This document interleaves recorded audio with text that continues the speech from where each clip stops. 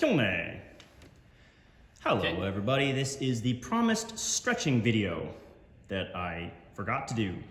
So, we have a volunteer here today. Say hello, Mr. Wilson. Hello, Mr. Wilson. Okay. Anyway, please have a seat for us. Yes, sir. We're going to start off today with stretch number 1. Yes, sir. And this is stretching all the muscles on the underside of your leg. Just so you know, for today's stretching, you will need a section of wall, like the post that we have in the background there, a chair, and a towel. If you do not have a towel readily available, you can use your belt. So we're gonna hold this stretch for about, you can do 30 seconds off each side. We're gonna hurry through these a little bit. If you need to pause this video at any time so that you can get a little bit more out of your stretches, feel free to go ahead and do that. There are no restrictions on how long or how short you need to hold a stretch for. Can you switch legs for Mr. Wilson? Yes, sir. Notice that he has the other foot, the one that is not being stretched, tucked up against his inner thigh. It's not underneath. The toes and the foot is completely extended, completely visible. Also notice that he's stretching with both hands roughly evenly. If you're stretching with a one-legged stretch like this, it's always better to have your shoulders even to stretch all the muscle fibers along the bottom side of your leg evenly. How about a stretch number 2, please, Mr. Wilson? Yes, sir. Most of these you guys are going to find fairly familiar. A lot of these are the ones that we do in class. That's because they're good for you. They're like broccoli. Notice how Mr. Wilson, he's got a pretty good stretch there. He's got his back pretty much straight, legs are straight, no bend in the knees, and again, he's stretching with arms and shoulders even. The reason why you want to stretch with your back straight is because you want to tilt forward from the hips. The second you start bending your back, go ahead and arch your back, or curve your back, Mr. Wilson. The minute you start curving your back, you take the stretch out of the hamstrings by releasing the lower back. You want to stretch the lower back as well. Straighten your back, please, Mr. Wilson. There you go, he straightens up, begins to stretch again with a nice flat back. Good job, Mr. Wilson. Thanks, sir. Stretch number 3, please. Yes, sir. For this stretch, we're stretching our groin muscles. We're also getting a little bit of our hamstrings because this is the same position we were using in stretch number 1 and stretch number 2. But mostly groin. We want to do this stretch to get good height out of our round kicks, side kicks, hook kicks, anything out to the side. This is a really, really good stretch to hold while you're doing chores. I personally use this for folding laundry.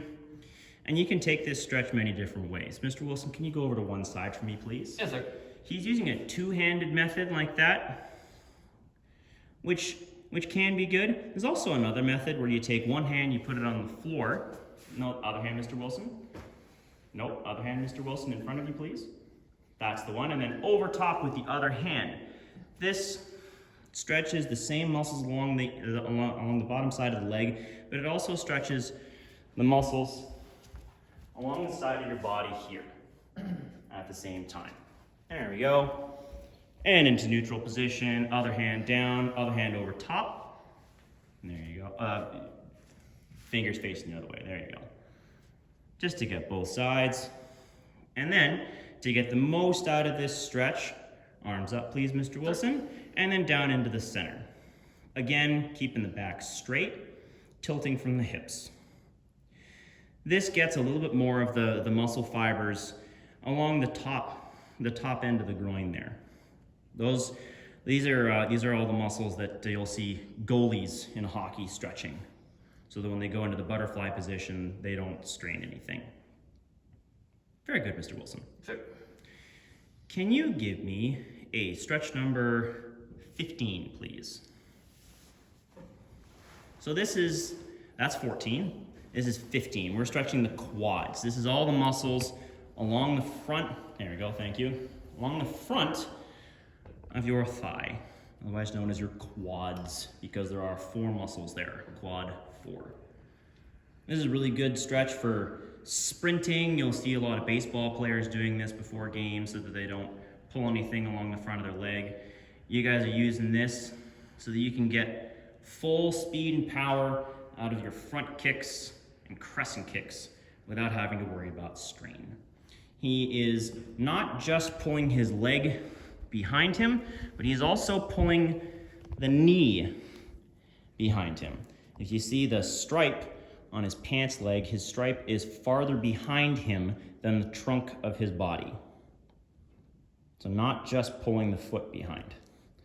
Can you switch legs for us, please, Mr. Wilson? Yes, sir. He's gonna go completely to the other side. And again, not just pulling the foot, but also manipulating the knee behind him. Just like that. Very good, Mr. Wilson. Sir. Can you lie on your back now, please? Yes, sir. This is gonna be a modified stretch number 14. This is where we're gonna use our towel. So, Mr. Wilson is gonna stretch one leg straight out. He's gonna take the towel. He's gonna, with both hands, put it underneath his other foot. This foot. That foot. And then extend upward. This is a dedicated hamstring stretch. And if you have problems with your hamstrings, if they're too tight, if you can't get a lot of height on your kicks, this is the stretch. Because he's pretty much isolating the hamstrings only, this stretch is gonna get all along the back of the leg, maybe a little bit of the glutes, but it also is gonna release lower back muscles. If you have lower back pain, this is a stretch that you're gonna wanna do. If you have problems with this leg, you can grab the towel with one hand and then push down on your leg with the other. Totally up to you. Could you switch legs, please, Mr. Wilson? Yes, sir. Sits up, get a good comfortable position, pulls back as he's going down, just like that. Hold this stretch for as long as you can. Thank you, Mr. Wilson. Good job. Relax, please. For this next stretch, we're going to need a section of wall. So could you please stand up, Mr. Wilson? Yes, sir. We got a nice post right in the center right here with corners that you can hold on to. So, oh, no. Face the post, please. Yes, sir. So, Mr. Wilson's going to take his foot. He's going to calf stretch. Oh, Yeah. You don't know what your calf is, do you? I'm a terrible person. This is going to be on the internet. Good. So, this Oh, this. that Oh. Obviously, you didn't. No. So, he's holding on to the wall so that he can pull himself further into it as the stretch requires. Make sure to pull from the hip, not just the upper body, Mr. Wilson. So, we're doing this two ways. We're doing this with a straight knee first to get one side of the calf muscles. There's two sets of fibers in the calf muscle that we want to get. Straight first, and then bend the knee to get the other side of the calf. Just like that. Notice that he's stretching one leg and reaching with the other arm so that he can take full advantage of that corner of the wall. Switch legs, please, Mr. Wilson. Sir. There we go. Again, he switches hands, grabs the corner to pull himself further in. Straight leg first, and then bent knee to get the other side. Very good, Mr. Wilson. Sir. All right, could you have a seat in that chair, please? Yes, sir. All right, take one hand and sit on it. Very good. Take the other hand and reach over top and very lightly with fingers only, there we go. Pull the head over to one side for a nice relaxing neck stretch. Only on the side of the neck. So you shouldn't be pulling your head forward or backwards, just over to the side like this. Not very much pressure. This hand is isolating, again, these muscles here. Nice, relaxing, no force on this. Nice and easy. And switch. Sir. Notice how he relaxes, nice and slow. And then nice light pressure. Just like that. Good job, Mr. Wilson. Thanks, sir. All right. Our last couple of stretches, we can use the wall, so let's go over and use that again. Sure. This is going to be our pec stretch. So we're going to reach, grab the corner, and then, no, palm on the corner. There we go. Yeah. Put your palm on the wall and then turn away from your grip. This is a pec stretch. It's stretching the muscles that we use for punching. Insertion right here, going through the shoulder joint, stretching away from it. Just like that. Notice the hand, he's using that corner to immobilize that arm so that he can get the maximum stretch out of it. Switch hands, please, Mr. Wilson. Sure. Again, we have this lovely post here so that we can get a good grip. Very convenient. And then stretch away from that grip. Nice. All right, one more arm stretch. We're gonna do triceps. There's a couple of different ways to do this. There's just reaching, grabbing the elbow and pulling it behind. Sometimes it helps to flex the tricep muscle to get this good stretch. If you absolutely cannot get a good stretch on this one, put your tricep up against the wall. Use the front half, but still face me. Keep going, keep going, keep going. Good. Now, step into a light front stance and push that arm behind. Like that. That's if you need help from the wall. If you don't, then just use your arm and pull it behind you.